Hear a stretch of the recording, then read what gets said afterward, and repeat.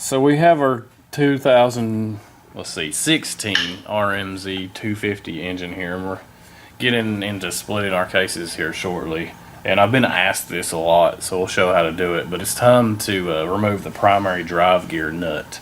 And if you're not ready for this, it can be a little bit difficult. So what's happening here is not only is this nut reverse threads, it is also has been put on with Suzuki Super Thread Lock, which is high strength thread lock. So to release that thread lock, you will have to heat that up.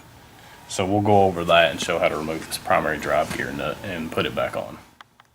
Okay, a couple things to note here as we start to loosen this. If you had your engine disassembled here and you're realizing this part, no big deal. Just make sure you have the spacer and the needle bearing. You can go ahead and temporarily reinstall your clutch basket. If you know you're going down to your crankshaft, go ahead and loosen this before. When you get this on here, just make sure the oil pump drive gear's back there.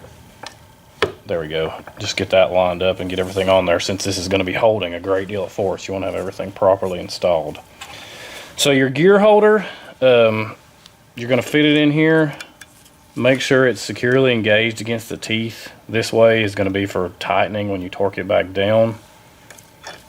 Down here on the bottom, since it's reverse threads, is going to be for when you loosen it. And you're going to want a socket and a breaker bar after you've heated it to turn it clockwise and loosen it. Now, some people are probably going to go the pneumatic air gun route here, which I don't have a problem with that for loosening it. For going back together, you really should torque it down with a torque wrench. If you're going to do that, like our engine, if your top end is already disassembled, make sure you check your cam chain engagement and that it's not bunched up.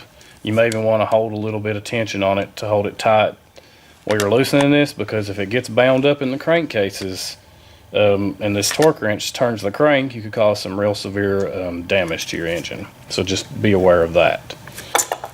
So now for heating, you don't have to get this thing glowing red. When you're heating a component to loosen high strength thread lock, a couple clues you're going to look for is you'll start to actually hear a little bit of a crackle, or maybe see a little bit of the thread lock start to bubble out. Once you see those signs, you're ready to go ahead and loosen the fastener.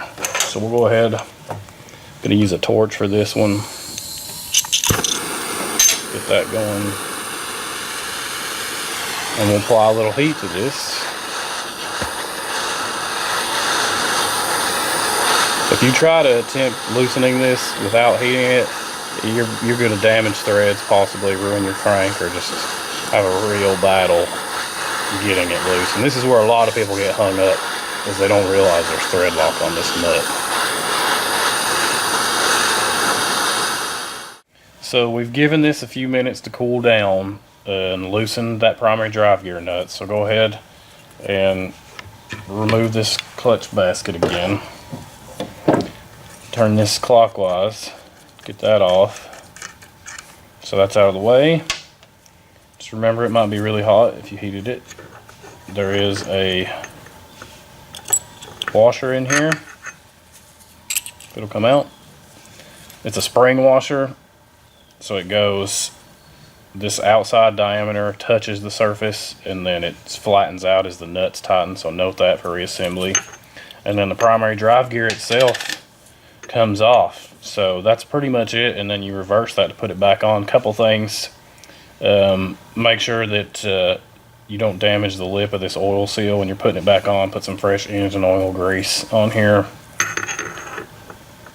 And let's see, I don't see any particular alignment with those splines, so that lined up.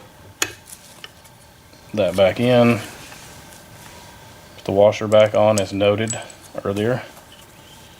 Thread the nut on with some new high strength thread lock, clean it off, clean all the oil off, and then torque it down like we mentioned in the beginning of the video, and that'll cover that primary drive gear removal.